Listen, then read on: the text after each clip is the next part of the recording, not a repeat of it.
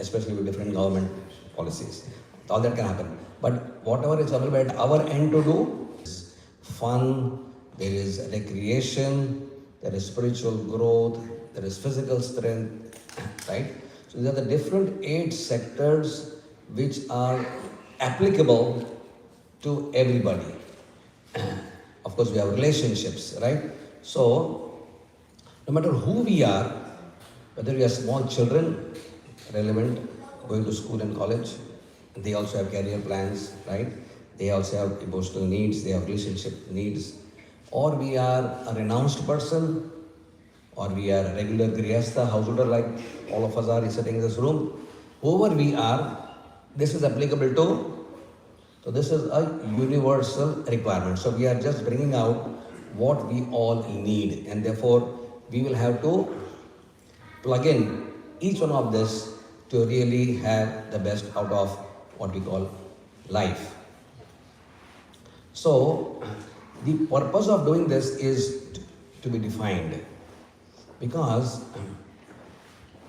Chaitanya Mahaprabhu has said, the Lord has said that this world is for helping others, to assist others, right? But till we are not in a safe position, strong position, you can't help. So the sloka given is Janma Sarthaka Kari, right? Then it is Kara Para Upakar. So unless we are in a strong position, if you're pulling somebody who's drowning, you have to be stationed properly to be able to pull somebody. If you are in quicksand, if you are sinking in quicksand and you say pull him out, then you are sinking, and the guy also is is also sinking. Or if somebody is drowning and you jump in and you're not a good swimmer, you also drown. So in our desire to help ourselves, our loved ones, our families, see, we love our families. We love our communities. We love our countrymen, right? However, to truly help somebody, you have to first be strong. When we say strong, it is not the gymnastic strong. It is about having your existential strength, right? Why? Because only strong individuals can really make communities. We are in a community here, right? This is the Nila Madhav community, one particular section of the Nilbal community. But overall, we are part of the Houston community of Krishna's devotees, right? Now, we want to, Prabhupada said, we have to make beautiful communities which are centered around Krishna, right? Like the whirl of the lotus at the bank of the Yamuna. What is the model? Krishna is sitting on the bank of Yamuna, and all the coward boys are sitting. When there is lunchtime, and the demon has been killed, often there is lunchtime, Bakasura is killed or Yomasura is killed, then Krishna sits in the center, and all the devotees, all his coward boys sit around him, right? Similarly, Nila Madhav is our center of the world, and we are all sheltered around him, correct? That's the model, and that's why it's called as community of devotees. Community means commune and unity. When we commune, today we have communed. Commune means coming together in the sense of unity. That means we have a unified purpose of coming together. We are not coming for different purposes, right? We are not coming only for prasad, for example. We also come to learn something. Prasad will be automatically a byproduct, right? So we come together, so it's called as community. Just like in the human body, if one cell goes wrong, it becomes cancerous. What happens to the whole body? Eventually, 5 cells become cancerous. Then few hundred cells cancerous. The tissue gets cancerous, and the cancer spreads. So each and every individual in our beloved community has to take it upon himself to become what? Become strong. Strongly positioned in his existential life. Right? So, the root has 3 parts. Simple biology. The tree has 3 parts, sorry. Tree has 3 parts, the roots, the trunk, and the crown, right? So we're going to look at it with a little more our lens of philosophical lens now, okay? So, what is the root? So we're going to compare the tree to ourselves, right? What is the similarity between the tree and ourselves? So what is the root all about? The root, my dear devotees, my dear friends, is first of all the unseen part of the tree. It is under the ground, it's in the soil, right? It is not visible to others. So there is definitely a section of life which we lead, which is unseen to others, right? What we call as our inner self or the inner chitta or the inner world, right? Or the subconscious mind, right? Where our consciousness resides. It is also called in psychological terms our inner ecology. What does inner ecology mean? Like your external ecology means weather, climatic conditions, fruits, flowers, mountain ranges. This is all external ecology.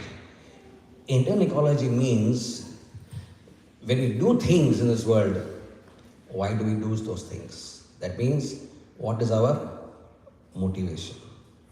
People cannot see motivations. They are intrinsic. What are our intentions? People cannot see intentions. You just do something, right? You don't know the intention. Intentions are intrinsic. Faith is very, very personal to us. Faith, Shraddha, is internal to us. Correct? What about convictions? You cannot see convictions. But we are convinced about so many things in life. Correct? So there's also internal. Then internal also is our relationship with someone who's staying inside. Who's staying inside? The Paramatma, right? So there is a devotee, just the previous interviewer had gone, his name is Sakshi Gauranga. We heard the story of Sakshi Gopal, right? From Kaviraj Goswami's pastime, but there is also a devotee called as Sakshi Gauranga. In any case, there is an Antaryami inside, right? So he is seeing our every thought, is monitoring our every word, and he is monitoring our every deed, right? So he is the Lord in the heart. The inner part also, my dear friends, is our character and our value system. We all in this world live by some values. Some people live by bad values, some by good values, but we have some values, right? That is also something which is internal to us, right? Our morality is internal. Therefore, there is a lot happening inside, which we are not always connected with. That's the point. It's all there, our convictions, motivations, but we are always what they say in Sanskrit as Bahir Mukha. Bahir Mukha means we are always outwardly oriented people. What's happening in the world, what is the news, what are the latest trends, what is the weather, what is he doing, what is she doing, what is happening in the neighborhood. We're all externally oriented, right? But there's a lot of things which we need to connect ourselves to what is happening within, right? So these are called as inner things. Now, to get the inner ecology strong, there need to be spiritual practices. And all spiritual practices which are designed to make the inner environment of our heart strong and pure is called as, in general we call this one word is used as sadhana, right? So we are, to make the roots of our existence strong, we need sadhana, right? Sadhana makes the purpose and the inner ecology of life very strong. And why do we need strength? Because the roots actually are here for giving us stability. Has anyone lived in his life without storms happening in his life? How many of you have had storms? Think of storms in the weather, right? Wind is blowing at 100 kilometers per hour. Ooh, things are just flying off. Years ago we had Katrina. Ooh, a lot of destruction. Right? Still they could not repair all the problems created by that. Right? So how many of you had storms in your life? You had storms. Before I came here, I had a storm in my life. Before just coming here, 1.5 months back, I had some serious storms in my life. Right? So yes, we all go through storms. How would we be able to face them? what would we hang on to? Because the storms are here to uproot everything that comes along its way. It just takes away everything. Right? Unless we are rooted in a strong value system, as rooted in strong sadhana, right? We are likely to become victims of the situation. And people become victimized of the situation that leads to so many problems. Those who cannot handle that stress of the situation can go into wrong habits, they become psychiatric, they may become depressed. When things go really wrong, when relationships go wrong, for example, people get suicidal thoughts, right? So things happen which are not in our control, right? Which just happens, we may not understand why. Somebody can say it's because of karma, whatever it is, right? But we need to be strong. Therefore, roots are here for what? To give us stability. Stability. And try walking on a floor which is not stable, right? And try going to a flight which is not stable. It's scary, right? Flight is supposed to move. Suddenly the captain will say, it's a little windy and it is a little turbulent air and starting with seatbelts. Suppose it goes on fast for about another 15 minutes. Your heartbeat will increase. Am I going to live? Right? We need a stable journey in the flight, right? So stability is required at all times. Correct? So that is our nature. To be we require stable weathers, right? Unstable weathers, we require people who are stable-minded. So at all points we require people who are in the environment should be stable, right? So stability and sustenance are, and the roots are designed to suck nutrition. And the roots do not exist for themselves, but they nourish the entire tree, right? So now we will see how further the roots to be taken care of. What can happen to the roots which can be a big disturbance?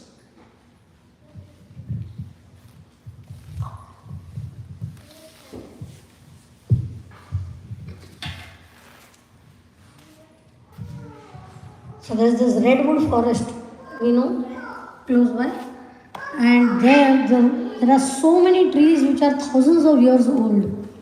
They have been existing for thousands of years, and one of the secrets of their standing strong is all their roots are very deep, very strong, and well connected with each other.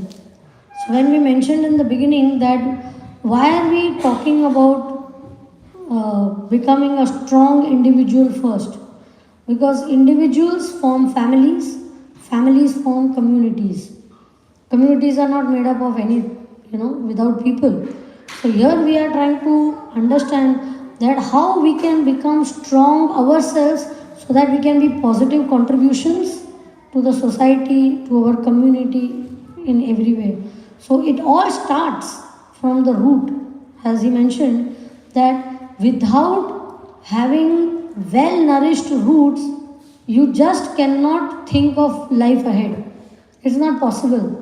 However, while we are doing our sadhana and we are trying to water the Bhakti Lata beach which our spiritual master has given to us, and we are trying very hard to do our practices, association, and we are trying to do reading, and we are trying to do chantings, which is all going to nourish our roots.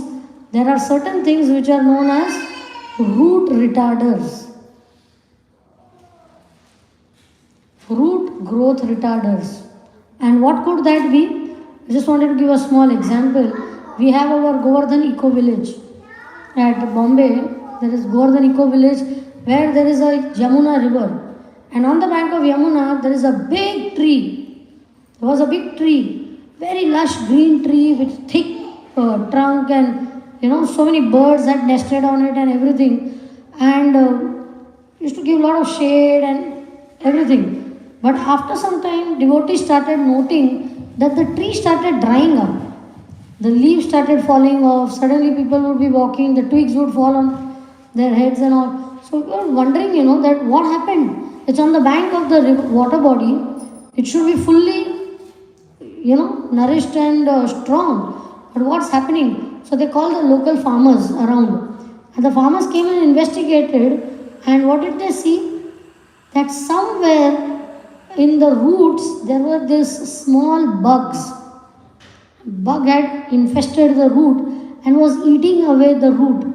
So no matter how much rainfall is there, bank of the river, people are watering, putting fertilizers, but till that bug is eating away the tree was not able to grow. And all of a sudden, a lush, green, well-nourished tree became a horror tree. You can see, no birds will come there, nothing. So same thing can happen to our Krishna consciousness. In spite of the fact that we are doing our practices properly, if we do certain things in our life, then they act as growth retarders for the root. And what are those things?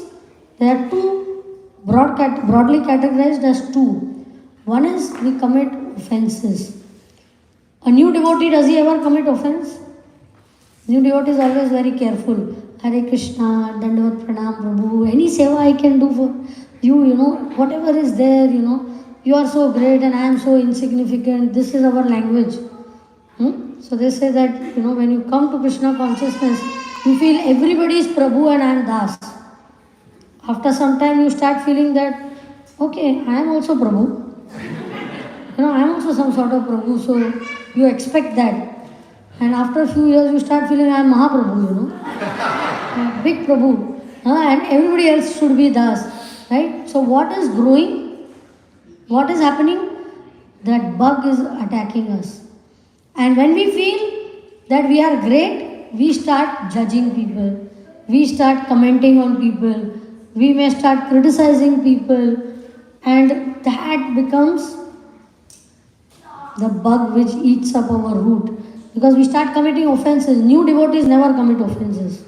Because they are really scared, first of all, that we will, lose everything. But as you grow in Krishna consciousness, you start becoming overconfident.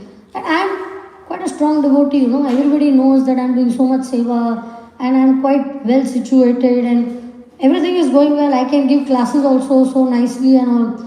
But we don't know when this starts happening and offenses start happening. You commit a small offense first and nothing happens to you. Then you go a little more offensive. Still nothing happens. Still I am a devotee. People think I am a devotee, Still nothing. And then you go deeper and deeper. And before we know, what happens to us? You start losing taste. And the second second growth retarder would be what? Doubts. So doubts means what? Doubt in the process. If as we said, roots represent our inner value system, our convictions, our faith. So although theoretically we are convinced, Krishna is Supreme Personality of Godhead, He is the controller of everything and He is the doer. But still we feel that He is the main doer, but I am a little bit of small doer I am also, So we start trying to feel that what is the default button when something goes wrong in your life? Why me? Why did this have to happen to me? I am trying to do this and I am trying to be a good devotee and why this happened to me? Even if you don't feel, your friends and relatives will try to make you feel. One of my friends, she joined Krishna consciousness and her father died suddenly. And she was a young girl, father died, and not only, obviously it was difficult for her to take it, and all her relatives started telling, what did your Krishna do? Look, what's the point of going to temple? You should not go. So the first thing which gets attacked is what? Our faith and our conviction. And we start having doubts that does the process really work? Is it worth giving my time, energy, my whole life for Krishna consciousness? Why? Because our roots get shaken up. So when you commit offenses and when you have doubts, what happens? You start losing taste for spirituality. Have you noted that? I'd like to share a personal experience I had. We all chant japa, right? But everybody chants at different levels of absorption. My chanting is not very good chanting. But in those days, my chanting was horrible. From bad to worst. I just couldn't focus. Even though the beads are moving, I was not able to focus. It went on for a few days, then it went on for 1 or 2 weeks. And I said that the time is going, I mean, the counter is going down, but I'm not able to focus on chanting. What went wrong and what went different than routine life? After analyzing a lot, I realized that of late I had been mentally very critical and sometimes even verbally about a particular devotee. That devotee was doing wrong, no doubt. But I was committing offenses in my mind, and then because if you keep thinking of it too much, then the thoughts become words and words become action. Doesn't take much time. It's all connected. So because I was mentally committing offenses, every time I would see, I would say, see, I knew it, it's like that only. Or whatever, you just start feeling that this is not right, that is not right and all. And I said, that's not done, Because of this, I am losing the opportunity to take shelter of the holy name. That's between him, Guru and Krishna. Forget it, even if it is right. Why should I spoil my consciousness? So I said, I have to learn the art of how do you counteract that? By appreciating that devotee. So even though it was very difficult for my ego to do that, I tried my best. First is to control criticizing, and then to positively try to comment. And then I could actually see something positive in him. And by doing that, what happened? Maybe Krishna felt pity on me and he tried to help me to try to do my rounds a little better than what it was before. Right? So just like this, incidents happen in all of our life. If suddenly we are losing taste, you don't feel like associating with devotees, you feel like distancing out from them, that enough of it. I mean, here your devotees are quite far away. In India, you turn like this, you'll bang into 4 devotees like that, so overdose of devotees we have. Of course, Houston is a different thing because it's a community, but in several other places in US, devotees stay quite far from each other. So there is advantages and there is disadvantages. But the advantages outnumber the disadvantages so much, if we are in the right consciousness and if our roots are strong, right? So time to time we need to analyze our roots, that am I nourishing my roots properly? Because my entire spiritual life is dependent on these roots. So dear devotees, just wanted to convey that we have to try to be very conscious. We talk of conscious eating, conscious sleeping, conscious this, conscious that. But we are sometimes feel that International Society for Krishna Unconsciousness. We are not conscious, left, right, center, life is just going. But we don't land up being very particular, cautious about what we are doing. Not that we have to be paranoid all the time, but still we must be, and we must have close people who can, if we are going on the wrong track, somebody can point us out, that Prabhu, all well, na? I am noticing some change in you. So we should have such close friendship who can tell us that. Okay, so that was about the roots. The next part we are just rushing through this thing because we were supposed to do it over 3 sessions, but we are just trying to do right now. So the trunk is the visible part, right? Root is underground, we can't see. What is the visible thing is the trunk. Everybody can see the trunk, how thin it is, how thick it is, how strong it is, we can see, right? And a strong trunk only can uphold a crown. Even if it is a big crown, it can do. And where does the trunk get nourishment from? The trunk will only be strong to the extent our roots are strong. If the roots are not strong, it cannot sustain the stability of the trunk. And ourselves, right? People observe us. Man is not an island. Whether you know it or no, people are observing you. CCTV camera. And when we become devotees, you are under microscope. That hey, devotee hokar. If an ordinary person does something wrong, they will say, okay. But you put tilak and you have kanti and you do something wrong, then people say, devotee. this is not expected out of you, right? So we understand that we represent something. We represent, even you go to these big organizations, you have Amazon or whatever, each company has their own culture. They have a culture, and if you don't represent their culture, then you are not a fit employee of that company. Same way, we are all employees in one sense of Krishna consciousness, Iskcon movement, and people don't see us as us; they see us as representing. So, if you do something good, the glory goes to the mission, and if you do something bad, the spot also goes to the mission. Right? So how careful we have to be. So when we are talking of the trunk is composed of three main elements. What composes a strong trunk? One is how physically strong we are on a physical level. Second is, you see, our social circle. How strong is our social circle, our relationships with people around us, with our family, with our friend circle. That, and the third thing is our emotional strength, our emotions. You see, right? To the extent we are emotionally strong, socially strong, physically strong, we can say that our trunk is reasonably strong. So we'll just take few minutes to go into the aspects of how we can have strong physical level, strong emotional level, and strong social level.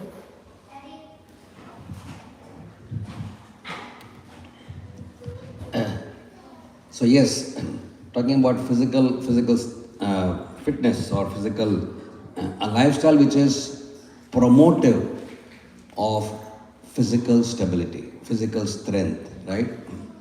A lifestyle which is keeps our trunk strong, because as sadhakas we know that when health suffers, what suffers?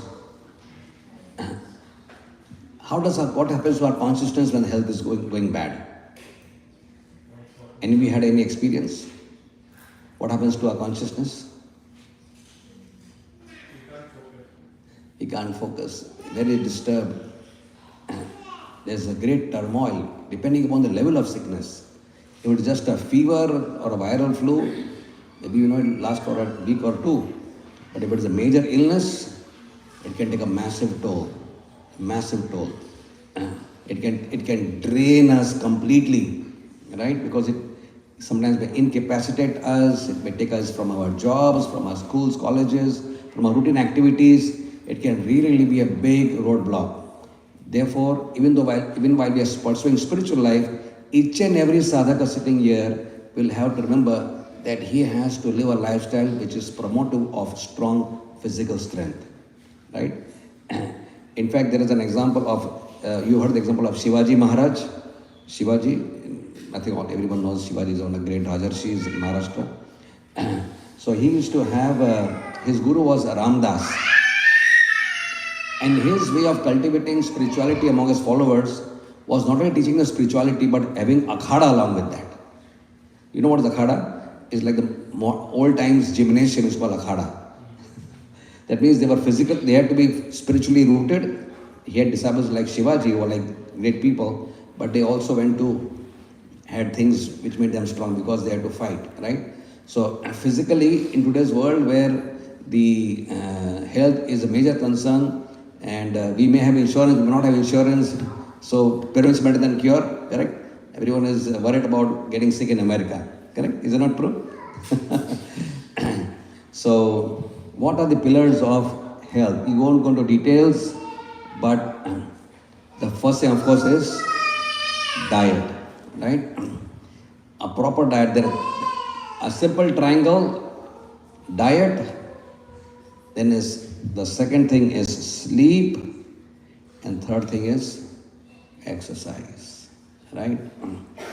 Now, Iskcon devotees have a tough time about diet. Prabhu, it's prasad. This is Mahaprasad. And then what do? We lavishly indulge, right? And we have late night dinners, and it's all about pastas and pizzas and dabelis and samosas and rasagullas, and then of course ended by ice cream. So, Prabhupada in the beginning of the movement said, you can eat your way back to Godhead. Right? And that's how he really got the initial hippies to Krishna consciousness, by giving them nice, what he called as Iskcon bullets. Right? Now that was like an initial slogan for newcomers. But as you become stationed in Krishna consciousness, maybe you take Diksha, then it says Vacho Vegam, Jiva Vegam. That slogan becomes more applicable. Right? So most diseases, they say, dear devotees, arise because of wrong diet. Wrong diet means wrong digestion. Wrong digestion means weak liver, sluggish liver, means what they call in Ayurveda as arm formation. Your Agni goes down, Jatra Agni goes down, right? And practically most diseases, even modern medicine believes and understands that 80% of our immune system is in our gut. Those are good gut are immunologically strong. Those who have bad guts, whatever they may do, they may appear, six-pack and all, but even if they have a bad gut, they are not actually well situated. Yeah, so dear devotees, regulating the diet, that means keeping taste in mind, but more than taste is the nutritional content of the food, what we are eating, when we are eating, and of course, how much we are eating, right? So there are so many food fads which are going on. Somebody is eating thrice a day, twice a day, intermittent fasting. So many things are going on. Mediterranean diet, this diet, Atkins diet. So many diets are there in the world, right? But basically, moderation in food, right? So keeping the things reasonable and not indulging, right? Having maybe 1 or 2 cheat days per month, but by and large otherwise, moderation, right? And of course, the sleep part. In America, we see devotees sleep early, but in the country where we come from, in India, the average, as a doctor, when I ask patients what time do you sleep, average sleep time in India is about 12 o'clock, average, and some is even later than that. So, a large part of the diseases of the modern world stem from what is called as sleeping disorders. And therefore, to sleep properly, sleep is a determinant of cardiac health, mental health, a determinant of your physical health, your digestive health. Many things depend on your sleep, right? So, the average time to sleep, minimum 6 hours, maximum 8 hours, average of 7 hours. However, earlier we sleep, like Tamal Krishna Goswami Maharaj, I think I just learned today, he said that, he stressed that 75% of good chanting depends on what time you sleep. He connected the whole chanting process to the sleep time. That means if you're sleeping properly, early enough, that means you get up fresh, body is well rested, and you're not doing this. Ram Ram. This happens, right? You're dozing off, right? So it's such as, inattentive chanting, it doesn't produce the desired result. So to keep our mind focused on the holy name, so good sleep, very, very important. Correct? The lot can be said about sleep. We won't get into detail of that for lack of time. But please, dear devotees, do not become unmindful of your sleep patterns. Give it that the stress it deserves. Try and sleep latest by 9 and get up by about 4:30. Right? So you are fit for good chanting in the morning. This is the recommended process. And of course, the third thing for good health is what? Exercise. How many of you devotees perform exercise? Just 3-4 hands are going up. Very well. That shows, you see, the only way to really counteract the biological degradation which goes on in the body, right? There is 2 forces in the body, regeneration and degeneration, right? If you're not regenerating, you are degenerating, right? The only force which retards degeneration and promotes regeneration is exercise.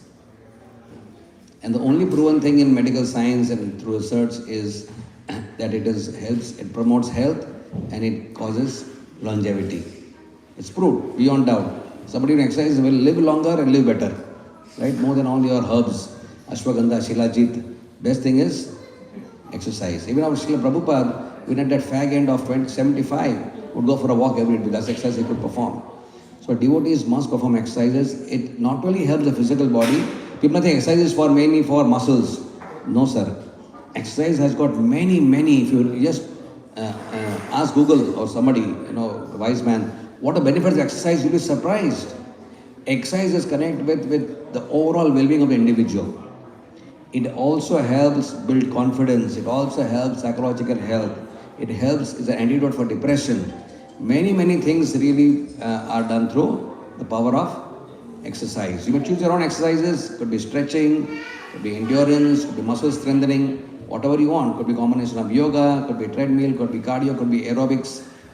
But some form of exercise has to be performed for this thing. This is required for a stable life. Otherwise, the body will soon deteriorate, right? So are we understanding the connection which we are making between the root and the trunk? This is just the first aspect of the trunk. But just imagine how much it is connected. We might think it's a spiritual class. But why are we talking about these things? Why are we talking about diet? Why are we talking about sleep? Why are we talking about exercise? Because the strength of our sadhana is very much dependent on these things. Right? If we do not sleep properly, then what do we end up doing? Multitasking. Right? We will chant also and cook also. We will chant also and answer phone calls also, look at the mobile also. We can chant and do so many other things. Why? Because we have not got proper sleep. We didn't sleep at a proper time, so we could not get up at a proper time, so we could not finish our japa at a proper time. So everything has a snowballing effect. You understand the snowball effect? That's why, like Maharaj said, devotees struggle to get up early. But how can you get up early if you do not sleep early? Is it possible? You have to work backwards. If something is important in life, I have to plan. I have to plan my sadhana. If we cannot just fit in our sadhana anywhere, wherever there is time, sometimes we'll end up doing that. Some time is available, 1 round here, 2 rounds here. We do it once in a way. If the schedule is tight, that is understandable. But sometimes it becomes a habit for us. And these habits weaken our roots very badly. So even for sleeping, the ideal time to sleep is what? When you sleep from 9 to 12, every 1 hour of sleep is equal to 2 hours. That much benefit you get. From 12 to 3, every 1 hour of sleep is equal to? Same, 1 hour. 1 hour sleep is equal to 1 hour. And from 3 to 6, every 1 hour is equal to half an hour of sleep. Right? So we must understand that if the body requires medically at least 5, 6, 7 hours of sleep, the earlier you sleep, you are getting what? We are not talking of quantity of sleep, quality of sleep. Quality of sleep will help our quality of japa, quality of sadhana. Everything will get better. We will not just chant to finish our rounds, somewhere fitting in here and there and trying to do that. But we will chant japa as part of the exercise to strengthen my roots. Right? So this is the physical part of it. Please understand the connection, why we are talking. Second is the social lifestyle which we have, which can strengthen our trunk very nicely. Social life for us could be mota divided into these 3 things. One is because we are all professionals working out. Some of us are students. We have our other classmates, students, colleagues. So that is one category. Second category is family. All of us are family people here, right? Nobody is a sannyasi, nobody is a brahmachari here. We are all family people. And third is friends. Friends means for us is what? Devotee circle. We are in the community. We are talking of this Vaishnav community which we have. Now the question to be asked over here when we are talking of social lifestyle is, What are my social skills at relationships? Biggest challenge today, they say the most rare things in today's day and age is what? One is actually organic things, and second is relationships. Right? It's so easy. How many years it takes to make a relationship? We say Langoti friends, Oh, he's my Langoti friend. I mean, since we were born, we are friends. And that friendship, how much time does it take to break? A second. Unmindful, something you behaved in a bad way, you spoke in a bad way. Years of relationships are broken, and you must be knowing so many examples like that. Maybe you are also a victim of that type. Maybe you have done that to somebody else and broken that relationship. And today, many of the diseases are happening because of relationship issues. Family bonds are weakening. Friendship bonds are weakening. Like this, you introduce, oh, he's my best friend. But last year, you introduced somebody else that is my best friend. Best means best, not a friend, but a best. But this time, this one is best, that one. So you keep changing like at the drop of a hat. We have got into this culture. Today, we use disposable plates, disposable spoons, disposable glasses, disposable syringes. So even that has got into our relationships, disposable relationships. Till that relationship is satisfying me, I am happy. But the moment that relationship challenges my thought process, my views, I want to give it up. You don't even think twice before giving it up. It's so natural. You spend so much money and big marriages and big receptions, 2-3 receptions and all. And as they say, love at first sight, divorce at first fight. Immediately, oh, I can't get along with them. I can't, just not possible. Somebody came to a marriage counselor and told them that they went to the counselor and said, we want to have a divorce. So they said, but what's the issue? No. Please, we cannot live with each other. We want a divorce. Did you talk to some, well-wishers saying we have spoken to everybody? What about your parents? Did you try to involve? We have spoken to them also. Did you talk it out? Everything is done. You just give us the documents. We want divorce. So the marriage counselor said that, okay, how long have you been married? 2 months, sir. 2 months. Since 2 months we are trying. It's not working out. We are convinced. How much time are you giving? How much time are you giving your relationship? 2 months? To make a decision of your life? To make it or break it? That shallow our relationships have become.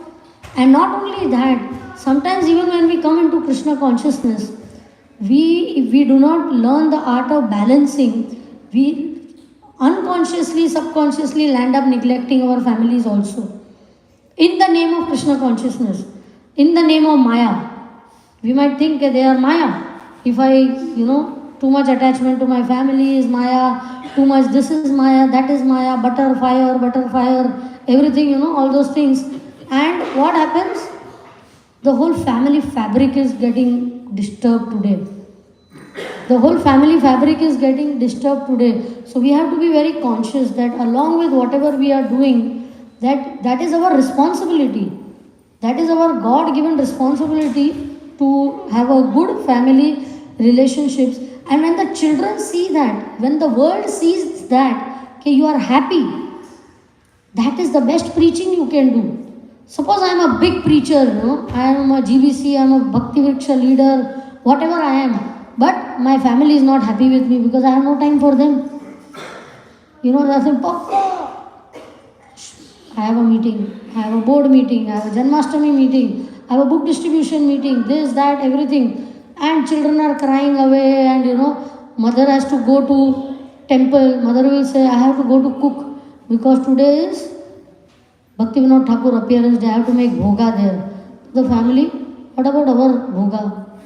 That you manage, but I have to go and make bhoga in the temple, right? So we land up neglecting our responsibilities and trying to appear because, I have not understood maturely what is supposed to be done. So to the extent our family bonds are strong, Krishna is happy, the world is seeing us as good preachers, family is happy, we have to take the family along and go. You cannot run on one track. You need, otherwise there will be pull and there will be speed breakers in that. And the third is devotees, right? Sometimes, as we said, there are advantages and disadvantages staying in a devotee community, but we have to count our blessings. That what a benediction it is to have Vaishnavas staying around us. Just because they don't match our viewpoint or they are clashing, their thought process is different from ours, we become very egoistic towards them. Sometimes we don't talk for years, we will not talk to each other, we cannot tolerate each other in life. Okay, this person, don't talk about him. I have nothing to do with them. Maya convinces us of that, mind convinces us of that. But if we think we go in that track, then what happens? Our trunk remains weak. Because we are dependent on each other. The very beautiful example is given of whom? Porcupines. Have you heard this example? Porcupines, you know what are porcupines? They have so many pokey needle-like structures on the whole body. So, and they live in cold countries, right? So in cold countries, you have to stick together to get some bodily warmth. But when porcupines come close to each other, what happens? Your needle pokes me and my needle pokes you. So, and you are bleeding, and you feel, so you go away. But when you go away, what happens? The cold kills you. So again you come back, and then again you came back and again the needles are poking. Then you feel it's better to die in the cold than to tolerate this. But what is better? To live being poked or to die in the cold? Choice is ours, right? So sometimes there are pokey behaviors from each other, but we have to pray to Krishna that give us the strength, intelligence and, proper guidance, that how we can realize the blessing of having communities around us, which is not very common everywhere. If we are living in one, we should thank Lord a million times. So when you talk of these three things, that constitutes our social lifestyle. So we must have and learn this art, having a good relationship with people. There are some people who cannot get along with anybody. And there are some people, they can get along with anybody. Right? Both where the word anybody is there. But we have to know that whether we will be that anybody or this anybody. That is our choice. Right? So let us learn these skills which we can have to make our trunk strong, that if devotees will love us, then Krishna will love us. And we are safe and we are protected. Because as some nice Vaishnav said, at the end of the day, all that we have is each other. Right? If we will not like each other here, and we will say, this, that about, suppose you go back to Godhead and you see, you came here also, back up there, So they will look at you and say, you also came here, It's the same people who are going to go back to Godhead. Right? So that's the way life is. So we want to make our social part of our trunk very strong. And going to the emotional part. Today most of the diseases, as we mentioned, is mental illness. Right? Mental illness causes backache. Mental illness causes cancer. Mental illness causes TB. Any thyroid. Name it, diabetes. Everything caused by mental illness sometimes. So we have to learn the art of becoming mentally strong. And how can you become? Some tips the psychologists have given. Number one is what? The MYOB phenomena. What is MYOB? Mind your own business. Usually we get into the comparing thing. Oh, he has this, she has this, I don't have this.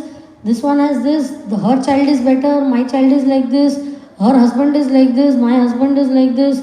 All this we get into, and we want to become judgmental about people. Whatever you hear, even in spiritual life, you will end up putting it with them. Right? Suppose you are a class on Madhyam Adhikari, Kanishta Adhikari, Uttam Adhikari.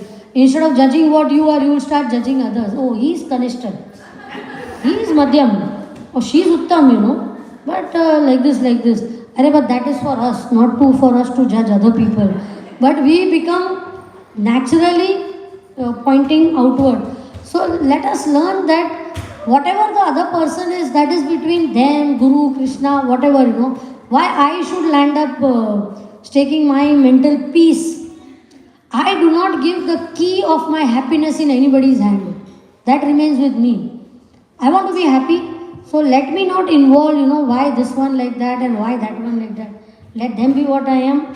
I want to be peaceful. Only a peaceful person can be happy. So let me mind my own business. Or let me focus on how I can remove the, straw from my eye. Then pointing at other people, get this one, that, and why this one, when you are pointing one finger, four are pointing towards us. So let's focus on our own purification more than looking at the other people. Second thing what they say is feedbacks. How many of us like to give feedbacks here?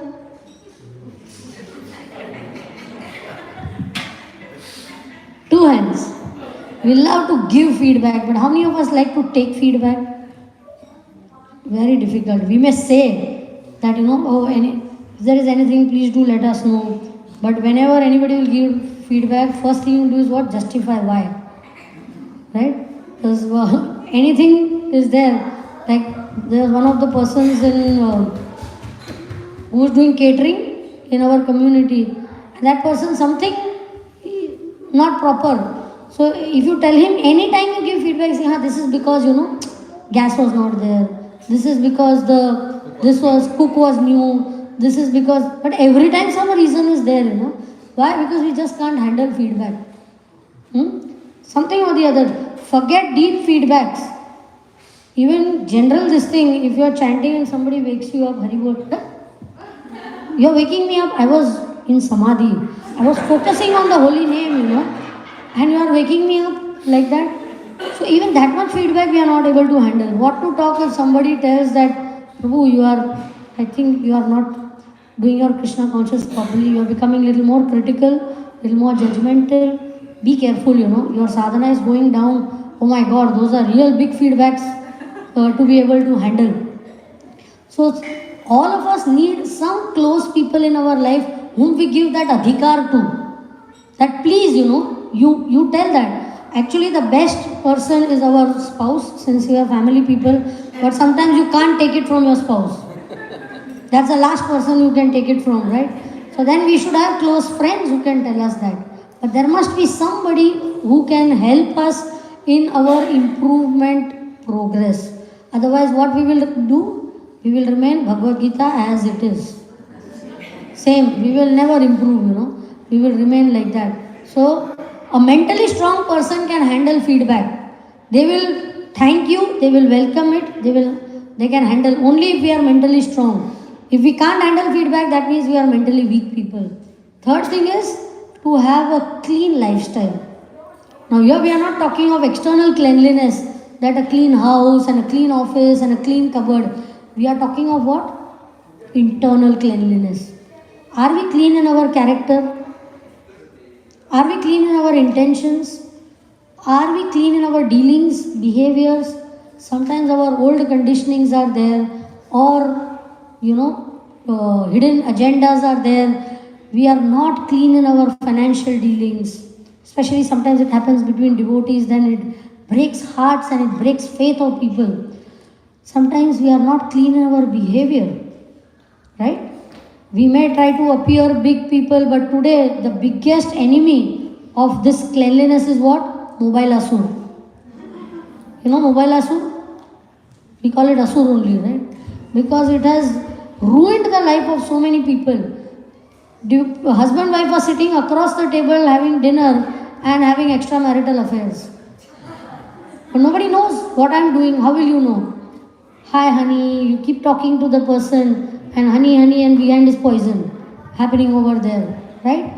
So much wrong things people are watching. Pornography sometimes, and it's all secretive. Nobody knows. These are all the clean part we are telling. One who is mentally strong doesn't need support of all these dirty things in life.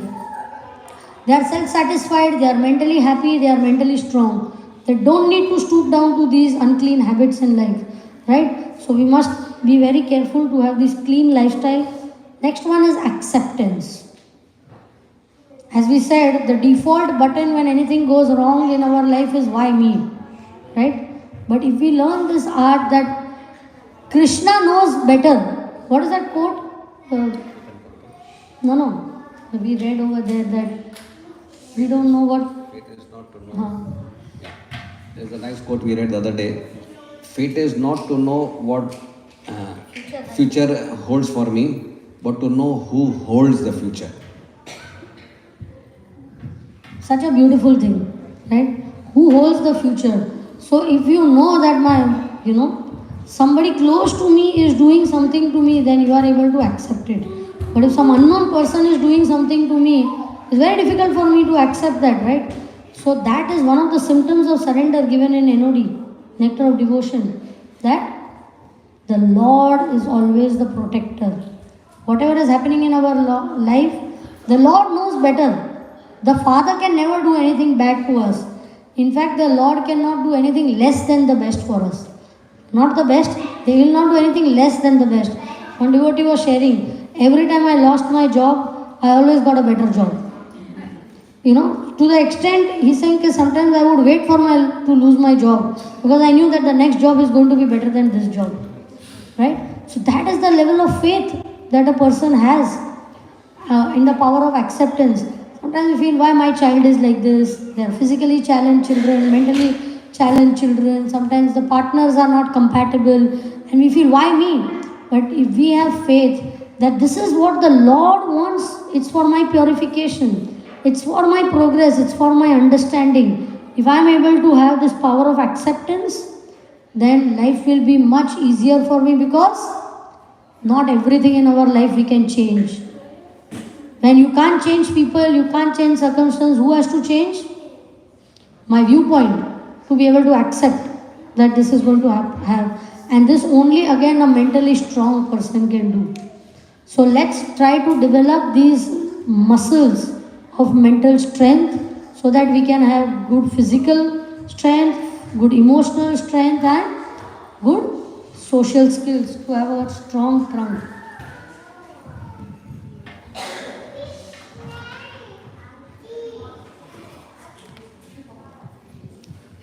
All of you are with us still? Yeah. Are we flowing together?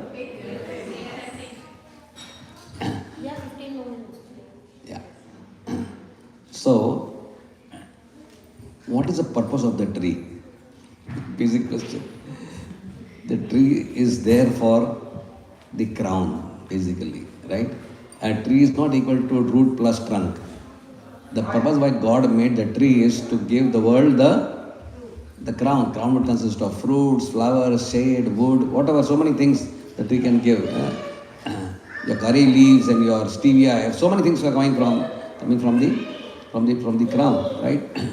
So, what is the crown represented in our life? What is the crown in our life?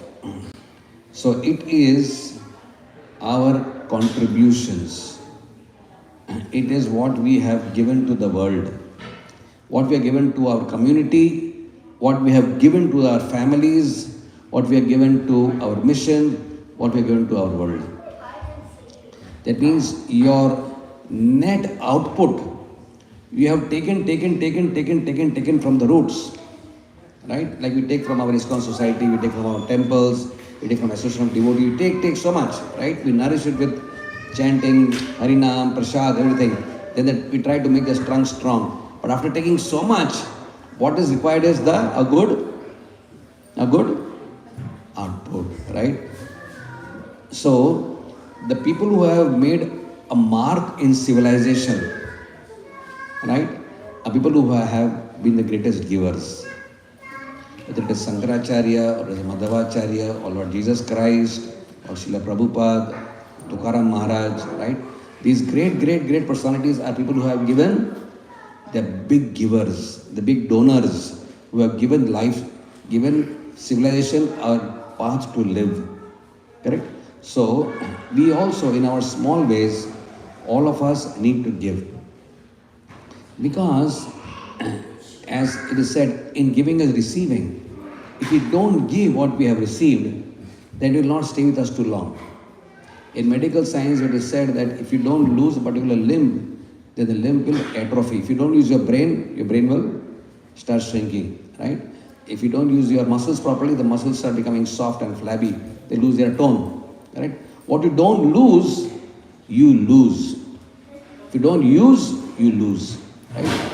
So whatever mercy we have gained, right? Whatever we have gained in our life, somebody made us a devotee. Somebody came along and made you a devotee, made you a devotee, made you a devotee, made me a devotee, right? Now what is our responsibility now? To extend that to others, right? And that's what the Lord Chaitanya told to Kurma Brahman, Jarma Sarthak Tori, said, Yare deka tare kaho Krishna Padesh, Amar Agya, Guru Hoya Tare Udesh. It means he said that now we have to give this knowledge to others, right? To make the community full of more devotees. So, what can we give? Lord Krishna tells to Uddhav, you can give in so many ways. You can give praner, give arther, you can give dhiya, you can give vacha. Right? You can give your time, your energy, your money, right? As Grihastha, the brahmachari sannyasis don't have money, but we are the only ashram of the four which has got some hold on Lakshmi, right? So rather than keeping the Lakshmi for ourselves, for having, expanding our standard of living, right? Of course, we want to live a comfortable life. That's understandable. But rather than expanding our empire, right? What I have been given, and sometimes we devotees understand that we have been given more than we need, right? We have been given more than we need. Most of us, we feel like that, right? Our duty is to now to give, right? So the crown is our contribution. What we are giving to our family, right? One thing is given to the mission. What we give to our family, our children. What is the best thing a father, mother can give their children? Is it money? Leaving behind a big legacy of, this house is yours, and this car is yours, and this bungalow is yours. Well, it gives behind something, whatever you have. But what is the best you can give our children? Krishna consciousness is a good answer. The best good thing is a good example. Parents are the children's biggest teachers. What they learn in school is academic teachers, biology, language, history, geography, civics. But what they learn about life, right? What we call in general wisdom as samskar, that sanskar is created by what they see and observe. My father is applying tilak. My mother is applying tilak. What is their relationship? Right? How are they governing themselves? What is the level of their camaraderie, their friendship, their togetherness, their understanding, right? Their affection and kindness. Those things go deep. So, the child needs an environment to absorb Krishna consciousness. It is often not easy to give Krishna consciousness, like it's not something you just give, like food, or you take this Krishna consciousness, take it. No. The parents have to create what? A environment, right? So that also is our contribution. How wonderful it will be that we have giving to our society and then giving back to our children, right? What they need is the example we give in that. That will give us deep satisfaction in our life. So this is out. What we give out is the crown.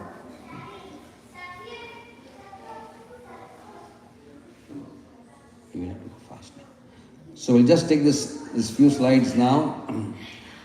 This is more like a summation slide. We'll be taking a few slides more and we'll wrap up our discussion.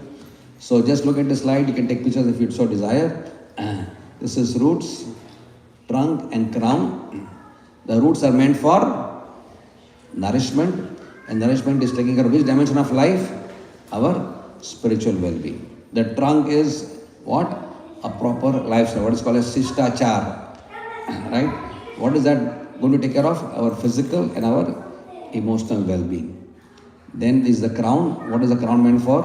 Our contribution is our missionary work.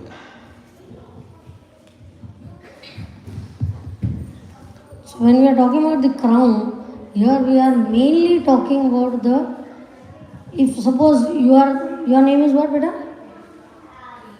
Mihika. If we meet Mihika and she is in the 5th grade, and after 2 years we come and, Mihika beta, which standard you are, which grade you are in?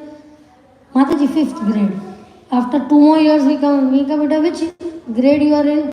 5th grade. Every time she is only in 5th grade, there is no progress. Then how would you feel?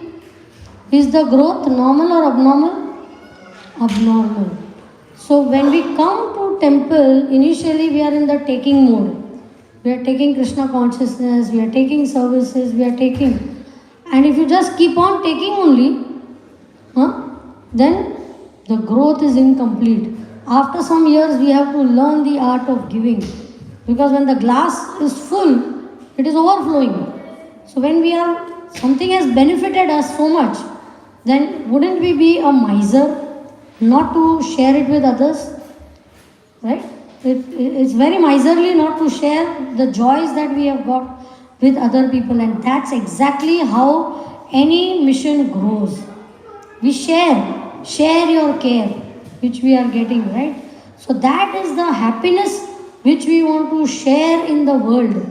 That I have got this, please come, you also get, otherwise you will be left out from that. And it could be, as we said, small or big. Few days before we celebrated Hanuman Jayanti, and we all know when Hanuman was building Ram Setu, there were big Vanaras like Hanuman and Angad, Jambavan, Nal, Neel. They were what? They were picking up big boulders and they were putting to build the bridge. And there were some squirrels who were trying to throw some sand. And Lord Ram appreciated whom? Both. Because each is doing according to their capacity. Right? If my capacity is big, I should do big. If my capacity is small, I should do small. If I can't do big, then I shouldn't say, oh, I can't do as much as he should. I don't do only enough. No, not necessary. Krishna is seeing that you are doing the best you can do. Right? If our Shyam Sundar Prabhu and Malti Mataji, the original Grihastha couple who went to preach in London, there's some small 2-year-old daughter. She would go to people and pull their dress and say, excuse me, do you know Krishna is the Supreme Personality of Godhead? And then she would run away. And then she would catch another person saying, hey, Krishna is the Supreme Personality of Godhead, and run away. And Prabhupada would be so happy that that's all she knows, but that's what she's telling others. So by now we know so much. And if we don't know, we should try to know also what we should know. Right? There are so much, Bhakti Shastri, Bhakti Vaibhav. Try to study and try to tell others. That is the biggest social service that we can do. Because the more you give, the more you get, as they said. So that is why we are talking of all these three things. So we just conclude with this, that Krishna in Bhagavad Gita says, Yukta Hara Viharasya. The whole crux of that verse is what? The word balance. When everything is in balance, then everything is very good. We talked of good balanced diet, right? If diet is out of balance, you are unhealthy. If weather conditions are out of balance, too cold, people move to warmer places. Too hot, people want to move to little cooler places. The best is when it is very pleasant. Why? Because that's the natural thing is balance. If there is no proper balance between earning, spending and saving, then what do? You remain financially unstable. You will never be. You are earning but you are not spending, then you are conjuice. But if you are spending much more than what you are earning, then you are spendthrift, then no saving is there. Then you cannot stabilize your life. Right? If there is no proper balance between sleep, recreation, work, right? Then all play and all work and no play makes Jack a dull person, right?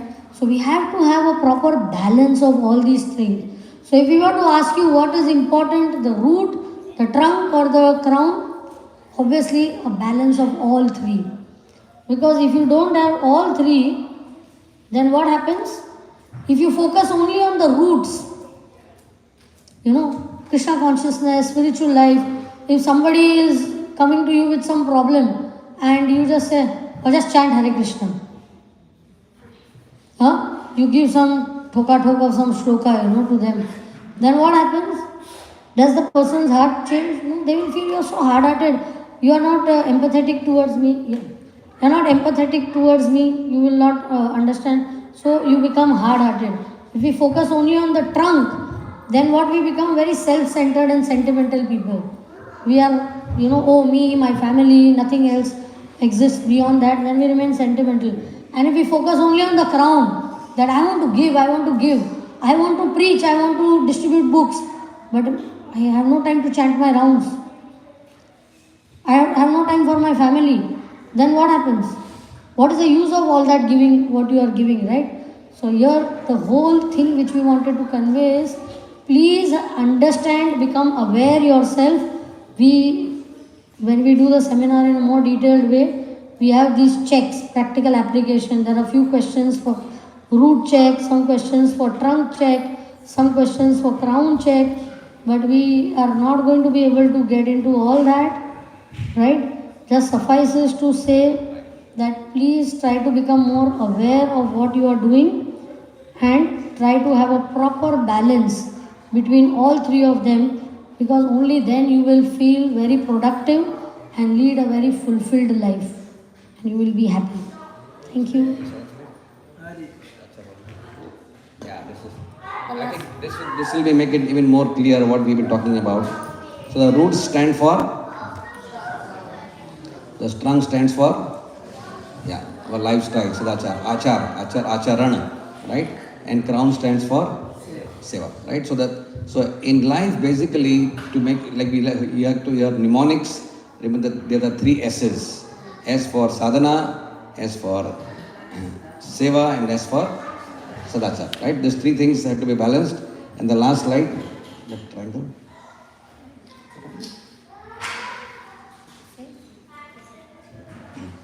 Okay, you can see here. And because having a balanced lifestyle, seva, sadhana and sadachar, what you get ultimately is what? The center is what? Krishna. Krishna manifests in life in a most wonderful, wonderful way, right? And that's the goal of all this discussion, that's the goal of our life. When you balance these three things, Krishna in the heart, Krishna is pleased that we're taking care of our prescribed duties, we're taking care of our responsibilities, in every way leading a life the way Lord wanted us to live. And being pleased with us, then He manifests in our heart, He manifests in the devotees, He manifests in the deities for us, He manifests in the Srimad Bhagavatam for us, He manifests in the holy name for us, right? We will be able to perceive Krishna, and of course He manifests in Prasad for us also. So, this is a summation of a good life which you are trying to lead about. So, I thank you all very much. We have rushed a little fast. This is at least 2 to 3 sessions required for. We did in other centers, we could do that because we had more time. But I hope you have got the sar, the sense of what we are talking about. Thank you and Hare Krishna. Hare Krishna.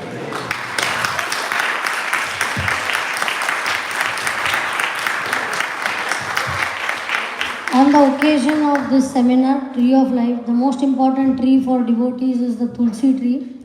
So this year we did a drama on Tulsi Maharani, and the glories of Tulsi Maharani from a Gaudiya Vaishnava perspective. So we would request our Ananteshwar Prabhu to please forward the link. The drama is written, directed by both of us. He is acting in the drama, and it's done on a very, very professional level. It's not like the street dramas which we do on the road or in the temple, but it is with LED screens and like professional costumes, wigs, crowns, everything. So a small gift from us to all of you. There's one we have done on Hanuman also. So please do watch. In today's age where screen is so attractive to us, we are just so addicted to screen. We are trying to produce these type level of productions so that our children, and not only our children, we have something positive to see and learn in our life and relish just Leelas of the Lord. Okay, so please do watch it without fail. Hare Krishna.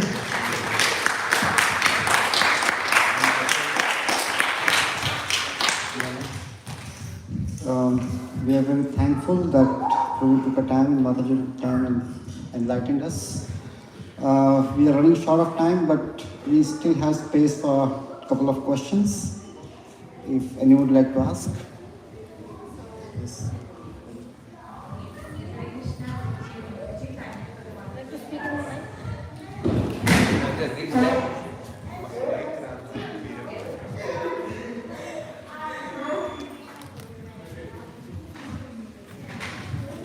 Hare Krishna. Thank you so much for the wonderful class today. Actually, I really like the class today because you have explained the importance of taking care of the body by doing exercise, and the food also, what we eat is our body, and the thought and emotions that help us improve our sadhana. So I really like that, and thank you so much. Hare Krishna. Thank you. Prabhu had a question. So, thank you very much for giving the holistic presentation. Most of the time, I probably 99% of the time when we have heard any classes, mostly it's just one-sided. But the holistic approach is definitely necessary if any of the part, whether health, even financial health, not good, you cannot focus. So really appreciate the approach. Thank you very much. Thank you.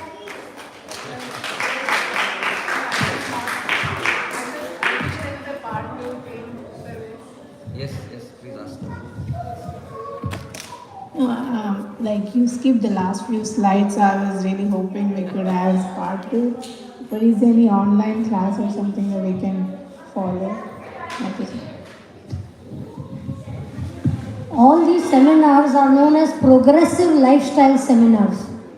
So, as we said, there are different types of classes which are there. Some are Leela classes which are there to relish, which is very important for us to discuss Krishna Leela, Gaur Leela, Ram Leela. And these type of classes are meant, then there are some classes which are for seva related. How to distribute books, how to, do a particular seva, how deity worship seminars and all. And these, as we call it, is lifestyle seminars. So we try to cover different aspects and take topics like these so that which we can relate as Grihasthas. Because you and me, we are Grihasthas entangled in, and the biggest question is like how to live following the principles of Krishna consciousness but facing the challenges which we have got. So we have several modules like this. Like today we did the tree of life. There is another session which we do, tongue mightier than the sword, the art of devotional communication, which again is a 2 to 3 day, 2-day seminar. And there is a seminar which is known as spectrum. What are the different spectrums in bhakti? Then there are cancers of consciousness. So we try to take these type of practical topics, as Prabhu said, that rarely we get a time and a forum where we can, have an open discussion of these type of things, that this is real life. This is real life we are all going through, how to do it, what to do, the what, how, when, why of life in Krishna consciousness. So we can have it next time, whatever. He may come. Pray will come.